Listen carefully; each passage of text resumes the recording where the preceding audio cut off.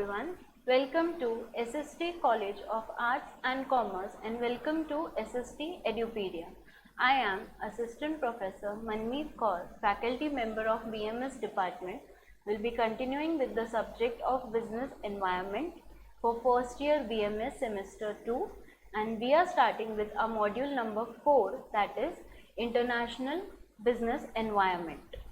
So, as we have discussed, business is a concept that needs, that is a solution to the problem in the society.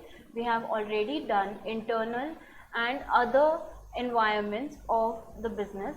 Now we have to start with international environment. This happens when the business is trying to expand. We are expanding our scope from domestic level to international level. Now we have done liberalization. We are whatever the restrictions were there for us, we are neglecting that. We are growing out of it. Liberalization has been done. Privatization, we are trying to privatize our business. And the last thing is globalization. We are moving domestic to international. So when we move international, we are trying to provide our product in international waters. So what comes as the main authority? That is WTO. It was created in 1995. It is known as World Trade Organization. It is an international institution that oversees, that looks after the global trade, that rules among the nations. It has been started in 1947 under GATT, General Agreement on Tariffs and Trade, created in the wake of World War II. World War II was happening, so we have created the international authority to oversee the business trade transactions between them. And we have also tried to develop this because we have to make sure that even in international seas, whatever the business is happening, it should be ethical, and with ethical it should be morally right. So the WTO is based on agreements signed by the majority of the world's trading nation. The main function of this organization is to help producers of goods and services and the managers to move international with a proper support, with proper authorities, and under a strong, authoritative and safe umbrella. What are the functions? It administrates the trading activities. It acts as a forum. When we are moving international, we have to make sure that we follow all the rules and regulations properly. Setting trade disputes. If some kind of dispute or disagreement has happened, WTO will come in the picture and it will solve the problems, whatever grievances, conflicts, or there is a possibility that there has been a breach of agreement. So WTO will come to the rescue. Reviewing the national trade policies, building trade capacity. It also motivates the businesses to move in a better way to improve, and eventually it develops the economy of the country. Next we have is GATT, General Agreement on Tariffs and Trade. It was signed on October 30th, 1947 by 23 countries, and it was a legal agreement minimizing the barriers of or to do the international trade. GATT was been started to make sure that all the lengthy work, the unnecessary work, or the barriers that stops the businesses to move international, that was eliminated when GATT came into the existence. So GATT was signed by 23 countries. The purpose of GATT was to make international trade easier. All the hurdles and unnecessary formalities were eliminated. It signifies the achievement, and it emphasizes on the output. So output will be taken out in the form of when the profits and the trade is increased. We have globalization next. As I said, the term globalization describes that how trade and technology moves across the globe. Not only in India but in other states, other countries also, we will do globalization. We will take our business to higher heights to make sure that it is grow. Globalization also captures and it boosts up the economic growth in such a way that we are capable of achieving our goals on international base. What are the stages? Initially we are a domestic company, then we want to try out to be an international company. So what we try, we do LPG, liberalization, privatization, globalization. Once that happens, we increase our scope even more. We move to multinational countries. We take our company to higher states, global company, and then we have trans international company. So these are the stages of globalization, how we can move further and further.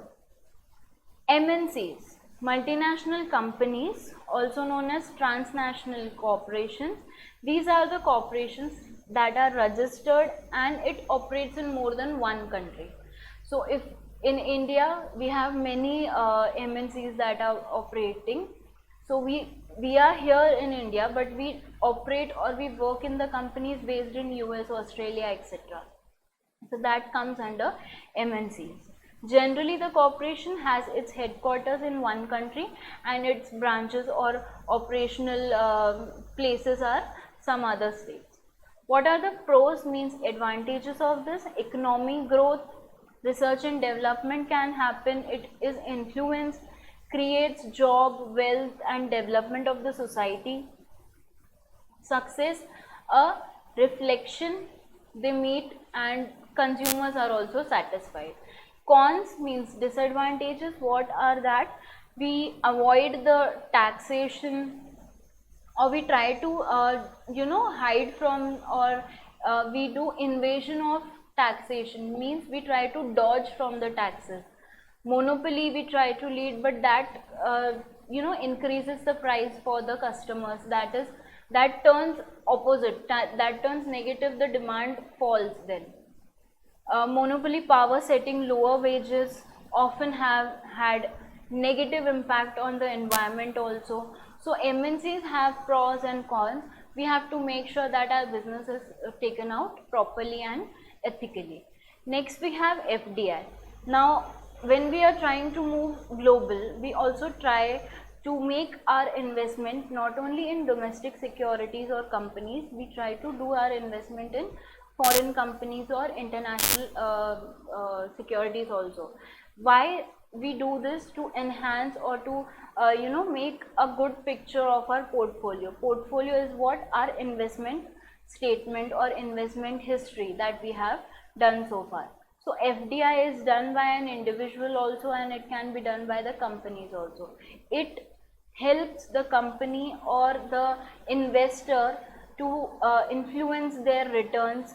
It also helps it to make sure that they are doing a positive thing for the economic growth.